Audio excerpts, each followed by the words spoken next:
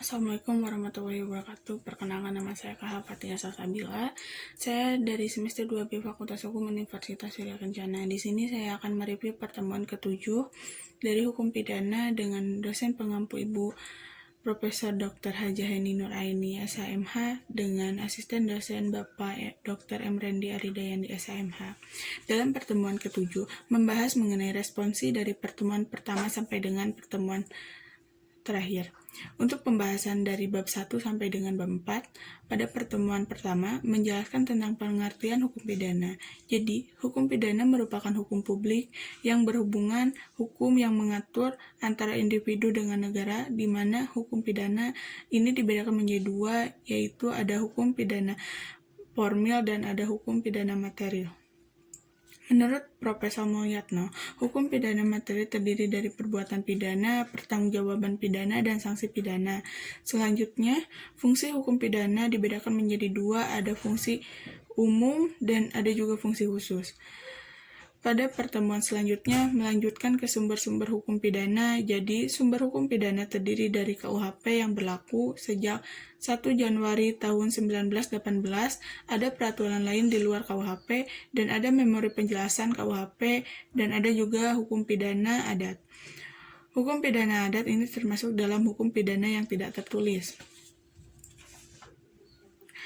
Adapun pembagian kitab undang-undang pidana ini ada pembagian yang bersifat umum dan ada juga pembagian yang bersifat khusus. Berlakunya hukum pidana ini ada menurut waktu dan ada juga menurut tempat. Pada pertemuan selanjutnya menjelaskan tentang bab 2 yaitu tindak pidana. Istilah tindak pidana lebih sering dipergunakan daripada istilah perbuatan pidana, pelanggaran pidana, dan lain-lain. Alasannya karena dilihat dari segi sosio-yuridis. Hampir semua perundang-undangan juga menggunakan istilah tindak pidana pada istilah perbuatan pidana, dan juga semua instansi penegak hukum atau aparat penegak hukum lebih sering menggunakan istilah tindak pidana, sehingga para mahasiswa juga mengikuti tradisi dan kebiasaan dengan menggunakan istilah tindak pidana. Tindak pidana merupakan pengertian yuridis yang berbeda dengan istilah kejahatan maupun perbuatan jahat. Jika dilihat dari isi, itu terdiri dari perbuatan pidana, penanggung-jawaban pidana, di mana penanggung-jawaban pidana ini ada dua istilah, ada istilah dualistis dan ada istilah monistis. Namun, pada akhirnya keduanya mempunyai tujuan yang sama, yaitu pidana. Adapun unsur-unsur tindak pidana dibedakan menjadi dua. Unsur subjek dan unsur subjektif.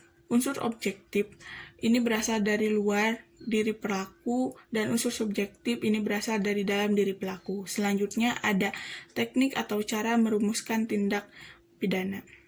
Yang pertama dengan memberikan nama yuridis atau kualifikasi tanpa menyebut unsur-unsurnya. Yang kedua dengan menentukan unsur-unsurnya tanpa memberikan kualifikasinya atau nama yuridisnya. Yang ketiga memberikan kualifikasi dan memberikan unsurnya. Untuk subjek hukum pidana itu manusia, untuk tindak pidana umum, dan manusia dengan korporasi untuk tindak pidana umum dan tindak pidana khusus. Pada pertemuan selanjutnya, dijelaskan kembali mengenai pembahasan hukum pidana Indonesia di Indonesia. Yang pertama ada sejarah berlakunya KUHP. KUHP itu awal mulanya berasal dari WVS Belanda yang kemudian berubah menjadi WVSNI.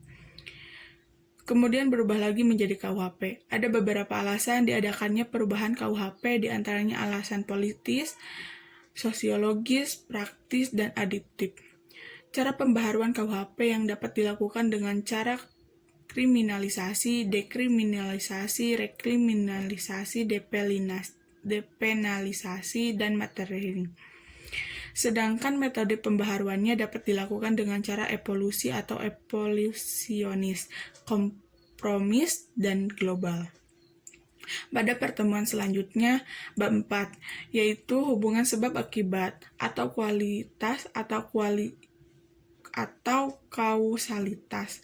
Tujuan dari ajaran sebab akibat ini yang pertama itu untuk menentukan hubungan antara sebab akibat yang berarti menentukan ada atau tidaknya suatu tindak pidana, dan yang kedua, jika jika memang ada sebuah perbuatan tindak pidana, siapa yang bertanggung jawab dalam perbuatan tersebut. Sekian dari saya, mohon maaf bila banyak kekurangan. Wassalamualaikum warahmatullahi wabarakatuh.